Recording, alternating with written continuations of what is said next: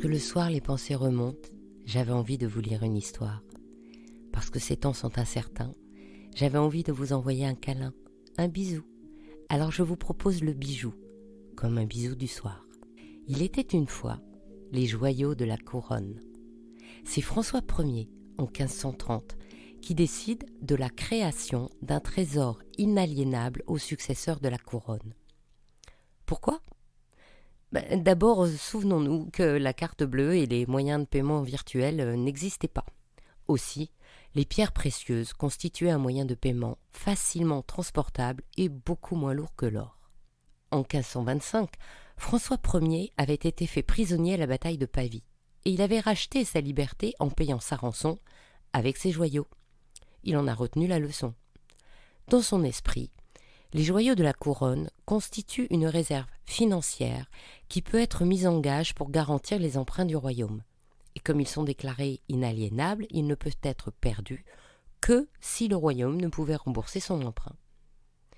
Par ailleurs, de façon plus prosaïque, les reines et les maîtresses du roi, et il en eut beaucoup, et il ne fut pas le seul, ces dames aiment les joyaux. Ceux de la couronne resteront donc à la couronne. Les reines peuvent s'emparer, changer les montures, mais ils ne leur appartiennent pas. Ces joyaux de la couronne sont aussi appelés diamants de la couronne. Mais ça ne veut pas dire que ce sont tous des diamants, car l'appellation diamant désignait à cette époque les plus beaux joyaux de façon générale. Le premier inventaire des diamants de la couronne, le 15 juin 1530, se compose de 8 pierres colorées.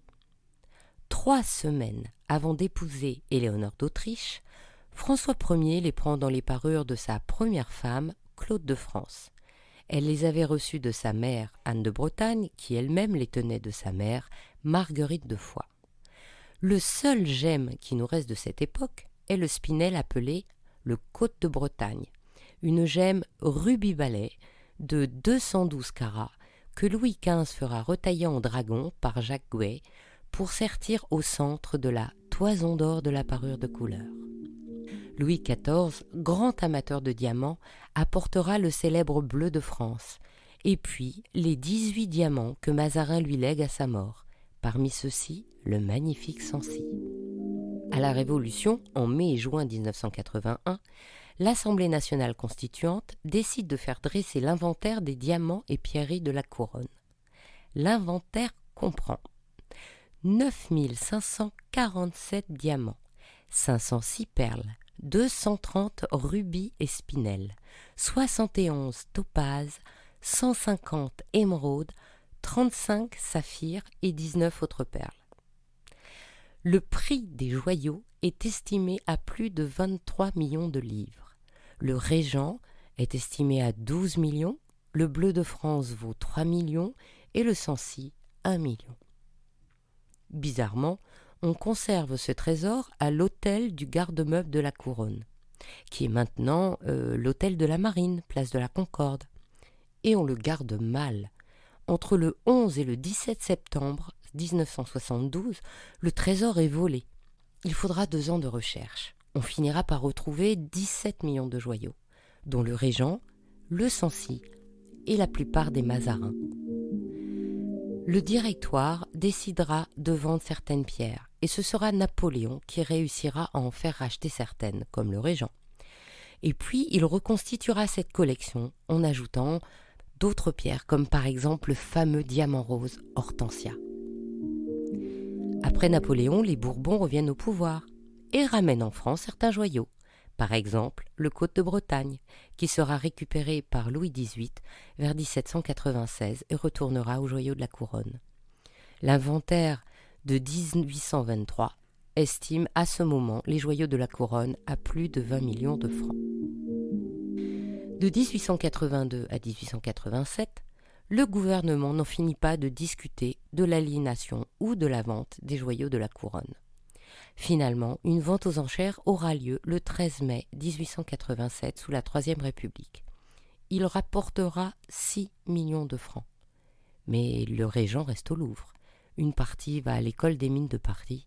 Et aujourd'hui, le Muséum d'histoire naturelle expose aussi de très belles gemmes de cette collection. Dès le début de la Première Guerre mondiale, les diamants de la couronne sont mis à l'abri. Le sous-secrétaire aux Beaux-Arts, Albert Dalimier, emporte dans une sacoche de cuir les joyaux de la couronne dès septembre 1914, direction Bordeaux. Depuis 1988, le Louvre et la Société des Amis du Louvre rachètent ces bijoux quand ils réapparaissent. Ainsi, la couronne, le diadème de perles et le grand nœud de corsage de l'impératrice Eugénie ont retrouvé leur place dans les collections françaises.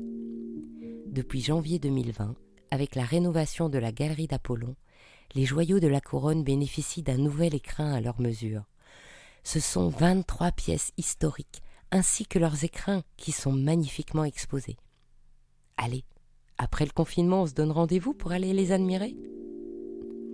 Si cette histoire d'Il était une fois le bijou vous a plu, partagez-la autour de vous. Pour vous aussi, envoyez plein de bijoux bisous et encouragez-moi en me mettant plein d'étoiles et de likes. À demain pour un prochain bijou, un nouveau bisou du soir.